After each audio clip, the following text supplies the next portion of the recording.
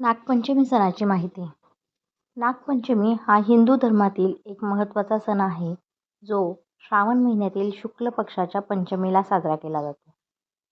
या दिवशी नागदेवतेची पूजा केली जाते, पुरणपोळीचा नैवेद्य दाखवला जातो आणि जमिनीत किंवा काही न चिरणे आणि तळणे यांसारखे नियम पाळले जातात.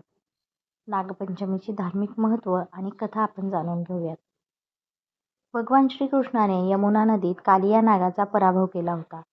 कालिया नागाने वश होऊन कृष्णाला रक्षण करण्याचे वचन दिले होते. तो दिवस श्रावण शुद्ध पंचमीचा होता.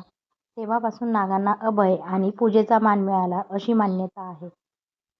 अनंत, वासुकी, शेष, पंबल, पद्म, कंबल, श्वेत आणि धृतराष्ट्र या अष्टनागांचे स्मरण या दिवशी केले जाते. महाराष्ट्रातील परंपरा व नियम. नागपंचमीच्या दिवशी बऱ्याच घरांमध्ये तवा किंवा लोखंडी कढई चुलीवर ठेवत नाही. आदल्या दिवशी केलेले वाफेचे पदार्थ जसे की दिंडा, मोदक किंवा उकड खाल्ले जातात. शेतात नाग हा शेतकऱ्यांचा मित्र मानला जातो, कारण तो पिकांचे उंदरांपासून रक्षण करतो.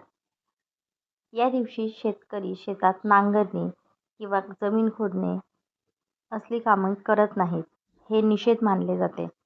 महाराष्ट्राच्या काही भागांमध्ये बहिणी आपल्या भावाच्या दीर्घायुष्यासाठी आणि रक्षणासाठी नागपंचमीचा उपवास करतात आणि नागदेवतेची प्रार्थना करतात. नागपंचमीची पूजा पद्धती. सकाळी स्नान करून घरातील भिंतींवर शेणाने नागाची आकृती काढली जाते किंवा तांब्याच्या मातीची नागाची मूर्ती पूजली जाते.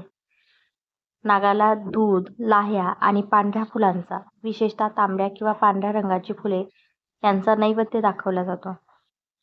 हळद, कुंकू, अक्षता वाहून मनोभावे पूजा केली जाते. हा व्हिडिओ जर माहितीपूर्ण झाला असेल तर एक लाईक करा. जर असेच नवनवीन व्हिडिओ हवे असतील तर कमेंट करा आणि आपल्या चॅनलला सबस्क्राईब करायला विसरू नका. धन्यवाद.